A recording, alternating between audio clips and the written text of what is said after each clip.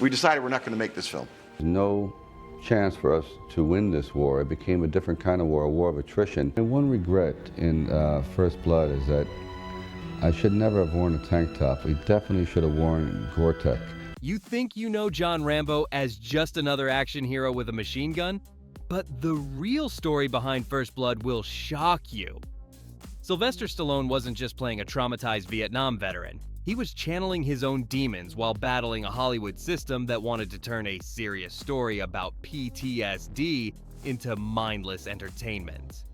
What you're about to discover goes far deeper than survival action and explosive stunts. Behind those haunted eyes and survival skills was an actor who pushed himself to dangerous physical and psychological extremes. A director fighting studio executives who didn't understand veteran trauma, and real Vietnam veterans whose stories were finally being told. The knife was fake, but the pain was devastatingly real. Sylvester Stallone, John Rambo. Let's start with Sylvester Stallone, the man who brought John Rambo to life with such haunting authenticity that millions of veterans saw their own trauma reflected on screen. But what most people don't realize is that Stallone's preparation for this role went far beyond physical training. It became a psychological journey that nearly broke him and revealed demons from his own past that he'd been hiding for years. Stallone's transformation into Rambo was so complete it terrified his co-stars. He spent months learning actual military survival techniques, training with real Green Berets who taught him how to move silently through forests, set traps, and live off the land. But here's the shocking secret. Stallone became so obsessed with the character that he would disappear into the British Columbia wilderness alone for days at a time, testing his survival skills and staying in character even when cameras weren't rolling. The most devastating revelation about Stallone's preparation was his research into PTSD. He spent weeks at VA hospitals talking to Vietnam veterans who were struggling with what was then called post-Vietnam syndrome. These conversations affected him so deeply that he began experiencing his own psychological symptoms. Nightmares, anxiety attacks, and periods of dissociation where he couldn't separate his own identity from Rambo's trauma. But here's what stunned everyone on set. Stallone revealed that Rambo's abandonment issues and rage came from his own childhood. He had grown up feeling rejected by his father and had channeled years of personal anger into the character. The famous breakdown scene where Rambo describes watching his friends die wasn't just acting. It was Stallone releasing decades of his own emotional pain about feeling discarded and misunderstood. David Morrell, original author. David Morrell's creation of John Rambo wasn't just creative inspiration. It came from his horrifying research into what Vietnam had done to an entire generation of American soldiers. But the secrets behind his original novel reveal a story so dark and hopeless that Hollywood almost couldn't handle the truth he was trying to tell. Morrell began writing First Blood after watching news coverage of Vietnam veterans returning home to a country that didn't want them. But here's what most fans never learned. The character of Rambo was directly inspired by a real Vietnam veteran Morrell had encountered, a Green Beret who had become homeless and was living in the Pennsylvania woods because he couldn't readjust to civilian life. This man's story of rejection, trauma, and survival became the foundation for everything Rambo represented. The most shocking aspect of Morrell's research was his discovery of how many Vietnam veterans were being treated by their own government. He interviewed dozens of soldiers who had been exposed to Agent Orange, who were dealing with untreated PTSD, and who were being denied benefits and medical care. These real stories of abandonment and betrayal became Rambo's backstory, making the character a representative of thousands of forgotten warriors. But here's the truth that would have changed everything. Morrell's original novel ended with Rambo's death. The author believed that a traumatized veteran like Rambo could never find peace or redemption, and that his story had to end in tragedy. Colonel Troutman kills Rambo at the end of the book because it's the only way to end his suffering. Hollywood's decision to let Rambo live completely changed the story's meaning from a tragedy about irreversible trauma to a tale of possible redemption. Ted Kotcheff, director Ted Kotcheff's direction of First Blood carried secrets that most fans never suspected, As a Canadian filmmaker, he brought an outsider's perspective to American trauma that allowed him to see things Hollywood insiders missed. But his personal opposition to the Vietnam War created conflicts with the studio that nearly destroyed the film before it was completed. Kotcheff had been a vocal opponent of the Vietnam War during the 1960s and 70s, and he saw First Blood as an opportunity to make a statement about how America treated its veterans. But here's what shocked studio executives. Kotcheff's vision wasn't pro-military or anti-military, it was deeply humanistic, focusing on the individual cost of war rather than political arguments about the conflict itself.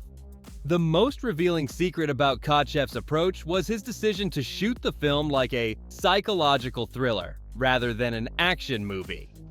He studied films about mental illness and trauma, using camera techniques that put audiences inside Rambo's disturbed mindset. The famous scenes in the police station where Rambo experiences flashbacks to torture in Vietnam were filmed with handheld cameras and close-ups that made viewers feel claustrophobic and panicked. The most shocking revelation was how Kotcheff used the Pacific Northwest location to mirror Rambo's psychological state.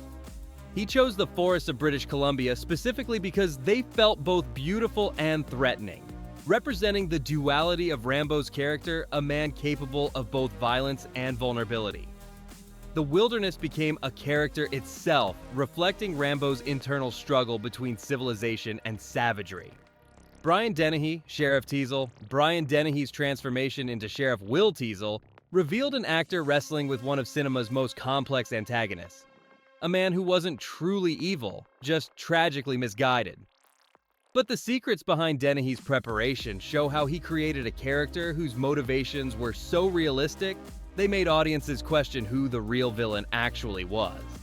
Dennehy's most shocking preparation secret was his discovery that Teasle was meant to represent Korean War veterans who felt abandoned by a country that had moved on to new conflicts.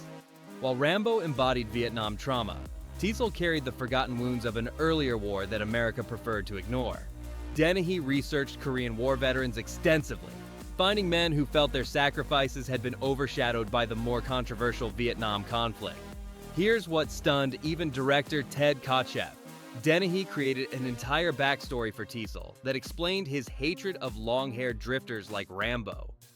In Dennehy's interpretation, Teasle had lost friends in Korea while anti-war protesters at home were calling soldiers murderers. When he saw Rambo, he didn't see a fellow veteran. He saw everything he blamed for America's loss of military respect. Richard Crenna, Colonel Troutman. Richard Crenna's portrayal of Colonel Troutman carried the weight of representing every military commander who had to live with the consequences of sending young men into an unwinnable war. But the secrets behind his performance reveal an actor grappling with questions about military authority, paternal responsibility, and the moral cost of following orders.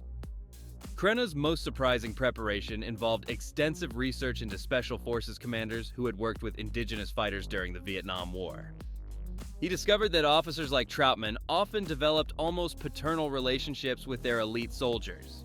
Relationships that became psychologically devastating when those soldiers were abandoned or betrayed by changing political priorities. Here's what shocked military advisors on the set. Crenna's interpretation of Troutman was based on real commanders who were haunted by guilt over what had happened to their men after the war ended. These officers had trained soldiers like Rambo to be perfect killing machines, then sent them back into a society that had no place for their skills. Crenna understood that Troutman's calm exterior masked tremendous personal anguish about his role in creating damaged warriors. The supporting cast and real veterans.